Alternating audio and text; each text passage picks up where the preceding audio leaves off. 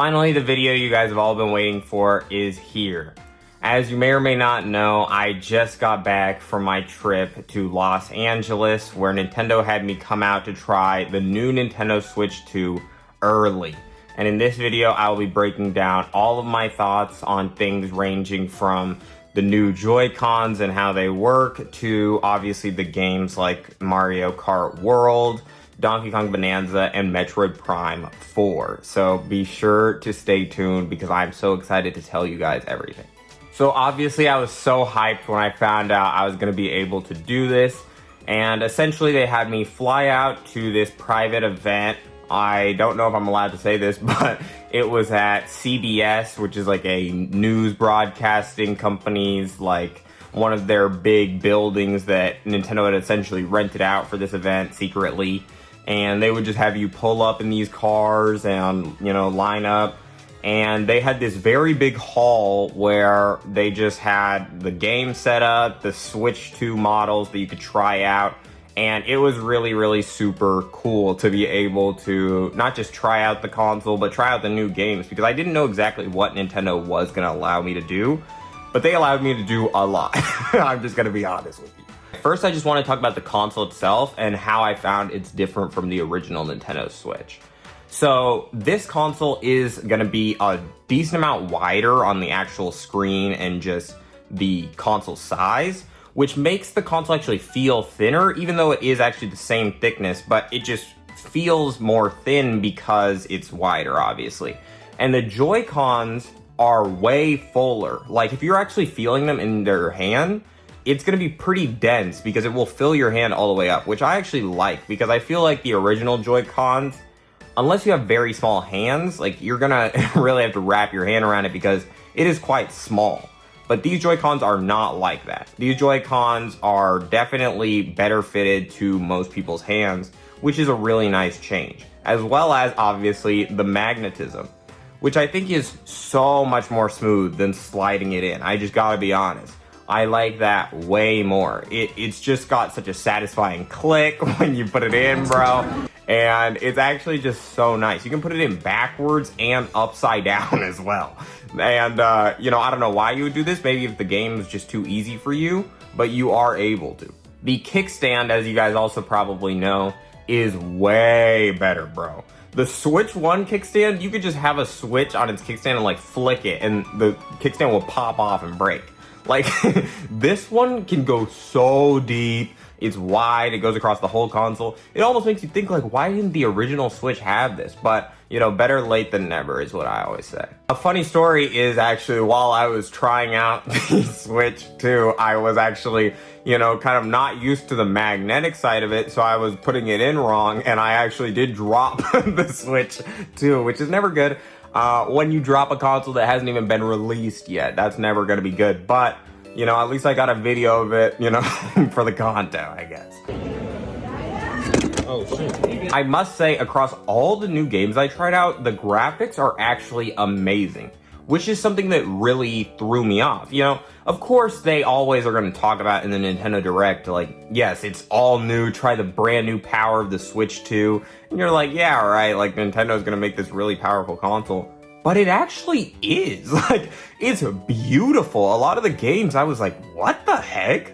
Like, I was really, really, you know, surprised in a great way. I was so glad when I was playing. I was like, this is awesome, bro. I felt like I was playing on a PS5. The first game I want to talk about when it comes to the power of this new console going into the next generation of Nintendo is going to be Mario Kart World. And I have to say, this game ran beautifully. Like, literally, it was gorgeous. The water was so reflective. I was like, this is crazy. And just the overall polish of the game was so brilliant. I also want to bring up the new looks for all the characters because I don't know if people really know this. And maybe, again, I don't know what I'm allowed to talk about or not. But Nintendo essentially had a build of the game where you have all the characters in it, but also each character has an alternate look, like an alternate skin or costume, whatever you want to call it. And I thought this was super cool. Obviously, there is the changes to people's default looks, like everybody knows DK looks like the Mario movie. But I'm even saying, you know, I was playing as people like Luigi, but he looked like, you know, he was in this very Venetian outfit. And I just thought this was like really, really cool when I was playing the game. It just felt like something to kind of freshen up the game, and skins are always really cool because they allow like customization as well as like self-expression. And so I think this is just really going to be something people really enjoy in this game. And I've seen some people saying like they're very hesitant about Mario Kart World. I have to say, bro, I'm not even really a Mario Kart guy like that. But it was so fun. Like, the new items are awesome. Having 24 people is really cool. They did this big 24-person race at the event. And I gotta say, bro, I got top 4. I got 4th place. I'm not even mad at that. I'm not even good at Mario Kart, but I was grinding out of my mind. I was literally sweating out of my mind, bro. I was trying my absolute best, and I did get top 4. So I'm very proud of that performance. And then another thing that maybe people aren't highlighting enough is the open world aspect, bro. It was actually so fun. I got to explore all these different areas. There was like this big wilderness area and these green pastures. And even after exploring a little while, maybe like 10 minutes in, I found this real like open road highway with real cars. It almost reminded me of in Super Mario Odyssey, when Mario goes on to meet like actual human beings. Like, Mario's not a human. Like, when you see humans, like, you're like, oh, that's a real human. Mario, I don't even know what he is, you know? He looks very odd compared to these real humans. So this was like that, but in Mario Kart, where you got to see like real cars that aren't just like, you know, these weird monster trucks or motorcycles. Like, these are actual like human beings driving these cars on a real life street. And it just felt like you were this character from this like digital world who just came into the real world. It was really so fun to explore, and I feel like that's something people are not, you know, excited about enough when it comes to Mario Kart World, is the open world aspect. And I think that's something people will really have a lot of fun with, because I gotta say, I really did. Like, I really love that about the game. The next game I would like to talk about that is going to be a new Nintendo Switch 2 title is going to be obviously Donkey Kong Bonanza. And I know some people are so excited about this game, and honestly, I think it's for a good reason. I believe this is the same team that made Super Mario Odyssey, correct me if I'm wrong, but man, playing this game was a blast. It is so much based on exploration and creativity, which I think is just such a cool thing. I mean, there hasn't even been an open world Donkey Kong in so long. But to see one like this in 2025 is just like a dream come true. I'm not even a Donkey Kong stan like that, so I can't even imagine how much fun these Donkey Kong fans will be having once they try out this game. The game is really just so interactive, and you can do so much in terms of things like the environment. You can pick up rocks and move them around and break the world around you. I'd say if people are curious as to like what kind of game this is, it's almost like Crash Bandicoot, I'd say, or maybe like a 3D version of Rayman Legends, if you like those kinds of games, where you can really interact with the environment around you, and it's really fun and silly, and it's just really a blast of a game. Digging is a very big part of this game, and you spend the first like chunk of the game underground. I really hope I'm allowed to talk about this, because I just don't know. But yeah, that was really a fun part of the game. Also, a little tidbit piece of info during my time playing the game was I found probably 40 different characters that resembled Diddy Kong. Where is Diddy? Where's the real Diddy? We are looking for him. I cannot find you. I need to find you, Diddy Kong.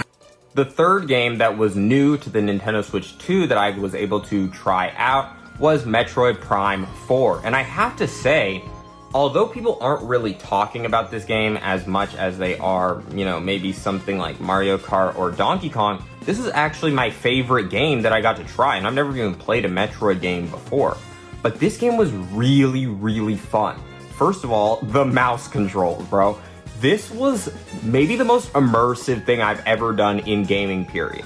Like, it felt so cool to be Samus and just be able to move the mouse Joy-Con and see her, you know, blaster move in real time along with it. It was awesome, bro. It was really cool. Also, the graphics were so good. Like, it honestly felt like a movie.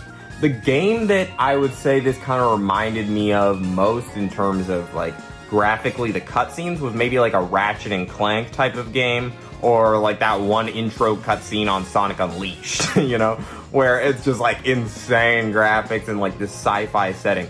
It was really, really fun. The soldiers were cool. The enemies were tough, bro. Like, I'm not even gonna lie, this game was hard. Like, maybe I just suck. I wouldn't even be shocked if that's the case. I've never played Metroid before. But I felt like this was kind of a hard game, to be honest. Like, I was having some trouble with it. I lost a couple times to, like, the first boss. So, you know, that's another thing about this game. But, man, it was really, really, really fun. And I was like, Nintendo is really just, you know, putting pedal to the metal right now. And they're just making these peak games. Now, I know a lot of people are upset about the price, and I can't even blame you. But from what I'm aware, this isn't all Nintendo Switch 2 games that are going to be at that $80 price point. I do believe that is just Mario Kart.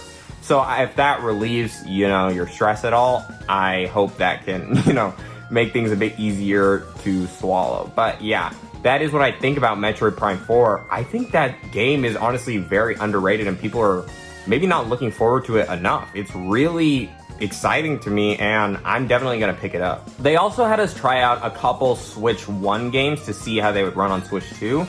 And overall, I'd say there was a slight increase in things like performance, but I'd say it's mostly for things like frame rate and the way it processes and loads, more than like graphically it's gonna look a lot better. Where I didn't really see things like Kirby looking better, but it took less time to go from, you know, maybe the map screen to actually being in a level, which I think is still a good quality of life improvement. But one new Switch 2 game that I did get to try out that I remember watching in the Direct and thinking it was kind of maybe odd, but then I tried it out in real life and I was like, this is actually pretty fun, is Drag Driver. And this is the game, if you don't know, that's like the wheelchair basketball game. And I tried this out, it was fun, but my only complaint about this game is it's really tiring, like really exhausting. Because the thing is, in my head, when I was watching the Direct, I was like, okay, this is pretty cool, but I thought maybe you would slide your hands forward one time to, you know, go to where you're trying to get to. This is not the case, bro. I had to do 2, 3, 4, 5, sometimes 5 slides across the table just to move, you know, from the middle of the court to the end of the court where, you know, the ball was. So you are getting a workout in, you know, you're gonna build some big biceps while you're playing this game because it's honestly pretty exhausting, you know. And I was just playing this thinking like, I wonder who this game is for, because you will get pretty tired playing it. I'm almost wondering if this is trying to be their newest version of something like Ring Fit Adventure, because otherwise, like, I feel like a lot of people might get this game just thinking it's like a fun casual game, and they're really gonna get put to work while they're playing it, bro. I also got to play some Street Fighter 6, and weirdly enough, this was one of the games that impressed me the most. You know, I played against this guy, he was actually bodying me the first couple times. I played Ryu, and I just tried to use all my Smash knowledge against him, you know, of the character, and eventually I started beating him back. But the thing that really shocked me about this game was it was so smooth, and the graphics looked beautiful. Literally, I was almost like, is this really running on the Switch 2? I was like, is this a PS5 or something? But no, this was actually on the Switch 2. I was like, this is a powerhouse console, because the game was beautiful, no stuttering, no nothing, and I was like, this is actually like running so smoothly. So in terms of the power of the Switch 2, I almost feel like it's something they're not selling enough. And, you know, it's something weird because you wouldn't really expect that from Nintendo, but, you know, even when I was watching the Direct and they would say the new power of the Switch 2, I was like, they're just gonna say that. But it really is super good in terms of the processing rate. And that's something that honestly sold me a lot on the console. So yeah, overall, if I had to sum up the Switch 2 in one word, I would say immersive. With Nintendo doing what they always do best, which is to bring out some technology that people had never even thought of before with the mouse controls, and be able to really integrate it into these different games. I think that's just, you know, a dream come true, and something that we should know, obviously, Nintendo is going to always do and be pushing the boundaries. The price is obviously, you know, not too great, And, you know, I can justify the console price because it is obviously an upgrade from the Switch 1, so it is going to be more expensive. But I am hoping there aren't many games that are over $60. But I just gotta say, I did have a ton of fun with the console, and I will probably be getting it whenever it releases, because right now I know the pre-orders are not available. But whenever they do come out, I gotta say, like, I'm very looking forward to playing the actual Switch 2. But I don't know, what do you guys think? Are you guys still not sold on it because of the price tag? Or are you guys actually looking forward to trying this thing out? And yeah, just let me know if you guys have any questions about it. I'll be sure to answer them in the comments down below. And see ya. Because, like, bro, I was looking the whole time for Diddy Kong.